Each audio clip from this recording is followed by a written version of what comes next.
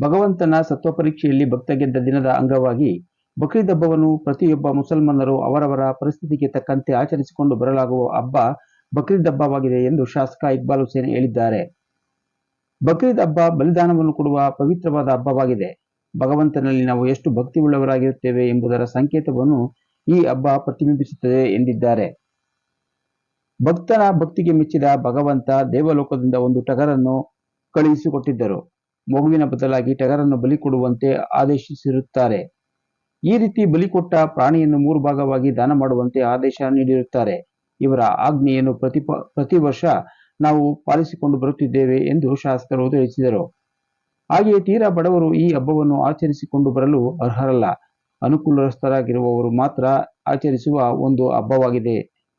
ನಾವು ಪ್ರತಿ ವರ್ಷ ಶಾಂತಿಯುತವಾಗಿ ಎಲ್ಲ ವರ್ಗದವರಿಗೆ ಬಹಳ ಶುಚಿತ್ವದಿಂದ ಆರೋಗ್ಯಕರವಾಗಿರುವ ಪ್ರಾಣಿಯನ್ನು ಬಲಿ ಕೊಟ್ಟು ದಾನವನ್ನು ನೀಡುವಂತೆ ಕುರಾನ್ನಲ್ಲಿ ತಿಳಿಸಲಾಗಿದೆ ಎಂದು ಹೇಳಿದರು. ಈ ಹಬ್ಬದ ಅಂಗವಾಗಿ ನೂರಾರು ಜನರಿಗೆ 25ಕ್ಕೂ ಹೆಚ್ಚು ಟಗರಿನ ಮಾಂಸವನ್ನು ದಾನವಾಗಿ ಶಾಸಕ ಇಕ್ಬಾಲ್ ಹುಸೇನ್ ನೀಡಿದರು. ಇದಕ್ಕೂ ಮೊದಲು ಶಾಸಕರು ಹಾಗೂ ಕುಟುಂಬ ವರ್ಗದವರು ನಮಾಜ್ ಮುಗಿಸಿ ಬಕ್ರೀದ್ ಹಬ್ಬದ ಅಂಗವಾಗಿ ಮಸೀದಿಗಳಿಗೆ ಭೇಟಿ ಕೊಟ್ಟು ಪ್ರಾರ್ಥನೆ ಸಲ್ಲಿಸಿದರು. ಹಾಗೆಯೇ ಬಡವರಿಗೆ ದಾನವನ್ನು ಸಹ ಮಾಡಿದರು.